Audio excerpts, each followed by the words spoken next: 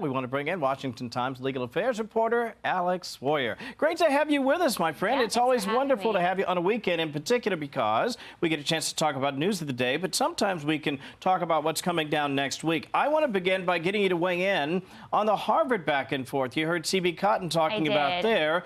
There's an interesting piece in the New York Post.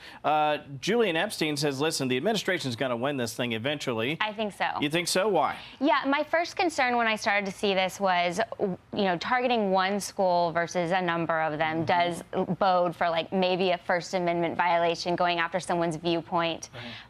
But so I was like, maybe they should have included other schools with this order. But the fact that we see the administration coming out with some evidence about certain threats, certain concerns, that's a national security issue. And courts usually defer to the executive branch. So I do think as we see this play out, as it works its way up the chain, the administration will be on the favorable side. There's something I was just thinking we should probably get a tote board, my goodness. Injunction, and then who eventually won, because it seems like every other day we're talking about a brand new one.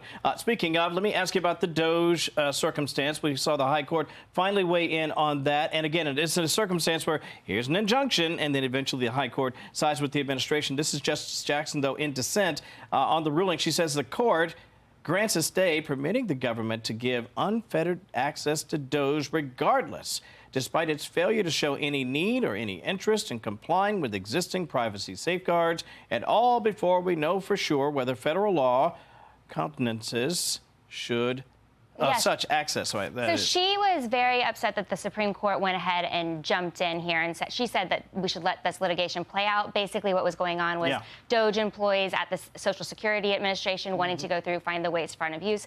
That had been challenged, saying this is too much private information, salaries, possible health records of people.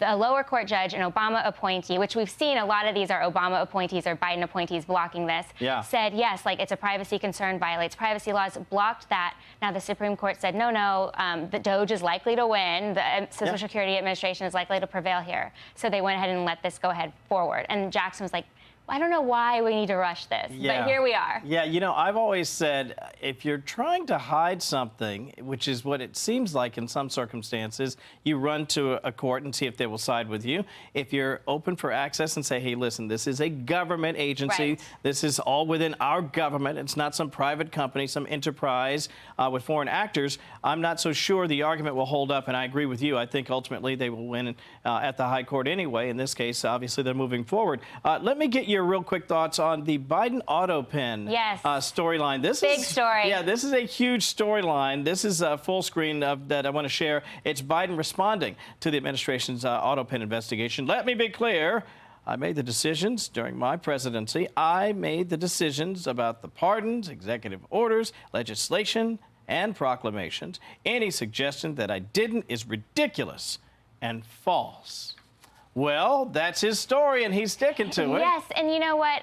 I think that if you look back, the autopen has been used. I think the DOJ issued guidance in 2005 that it was okay.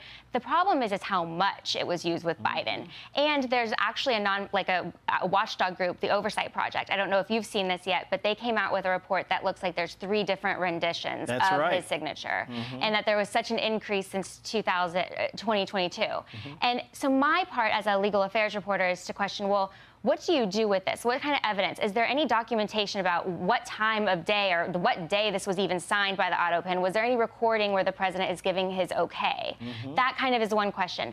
There's going to be so many weeks of this investigation from the Hill, the DOJ. I think the White House counsel might be involved in this. So I don't know what we'll find out. I know everyone's kind of on the edge of their seats. Like, yes, we saw the debate. We wondered about his mental state. And that's really what's at play here. And how do you get to that? Do you call in the doctors? What kind of privacy issues are there?